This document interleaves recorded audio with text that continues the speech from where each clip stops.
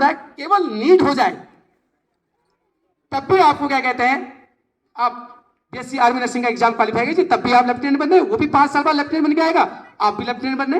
बस दोनों में अंतर ये, वो डॉक्टर है और यू आर है नर्स।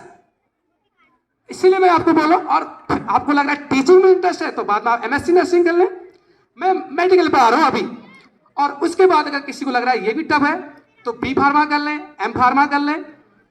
फार्मास्यूटिकल कंपनियां इतनी ज्यादा हैं वर्ल्ड में, लाखों की सैलरी आपके पास है। और अगर आप डी फार्मा भी कर लेते हैं तब भी आपके पास लाइसेंस होता है, आप जॉब कर लेते हैं, आपके पास गवर्नमेंट जॉब्स बहुत ज्यादा होती हैं। प्राइवेट सेक्टर में तो जॉब है ही फार्मा करने के बाद, चाहे आप डी फार्मा करें चाहे एम फार्मा करें, लेकिन करना कहां से? गवर्नमेंट संस्थान से। अब हमारे अंदर क्या हैबिट है, हम कर रहे हैं ग्राफिक से, आम्रपाली से, और फिर 5 लाख 6 लाख फीस दे रहे हैं।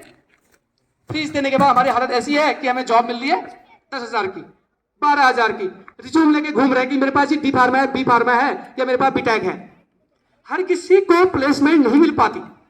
प्लेसमेंट उसी को मिलेगी जिसके अंदर स्किल है, जिसके अंदर नॉलेज है, जो उस कंपनी को लाखों का प्रॉफिट दे सकता है, उसी को लेंगे।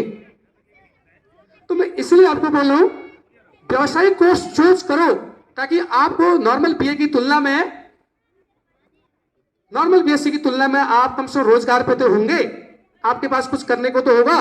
वो लाइसेंस से ही आपको 5-6 हजार रुपए महीने का मिल जाएगा वैसे ही, और फीस ना के बराबर है गवर्नमेंट में।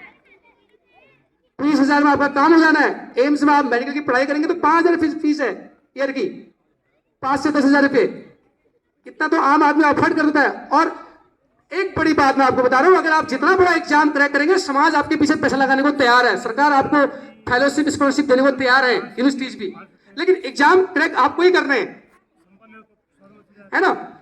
तब भी लग रहा है आपको मुझे 1 ईयर सर्टिफिकेट, तो पैरामेडिकल कोर्स कीजिए, ओटी टेक्नीशियन का कोर्स कीजिए। तो कोर्सेज बहुत है बताने के लिए। और जनरली जिनको बिल्कुल इंटरेस्ट नहीं है उन साइंस स्टूडेंट को कहूंगा, नॉर्मल बीएससी की तुलना में आप एग्रीकल्चर में बीएससी कीजिए। उसका एग्जाम आता है ICAR, Indian counselling agriculture research करके, और जितने भी केंद्रीय विश्वविद्यालय हैं एग्रीकल्चर के, वहां आपको बीएससी करने का मौका मिलेगा।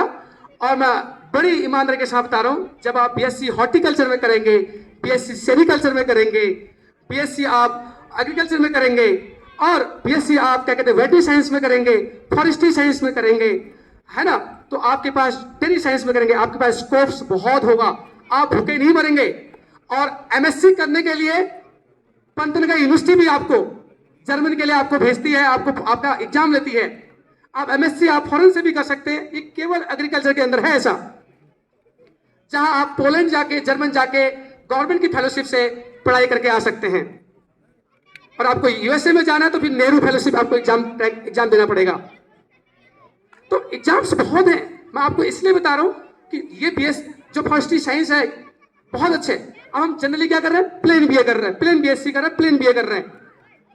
अगर आप प्लेन बीए बीएससी तब फायदे हैं जब आप गवर्नमेंट साथ साथ में गवर्नमेंट जॉब की तैयारी कर रहे हैं, तब ज्यादा बेनिफिट है। नहीं तो आप बेहतर कोर्स चूज करें। अब मैं आऊंगा एग्रीकल्चर पर, आ गया मैं बात करूंगा। बहुत सारे बच्चे यहाँ पे ऐसे होंगे जिनको कुकिंग में शौक है, हॉस्पिटल के क्षेत्र में शौक है। एक मैम ने मुझसे क्वेश्चन किया, होम साइंस, हाँ जी,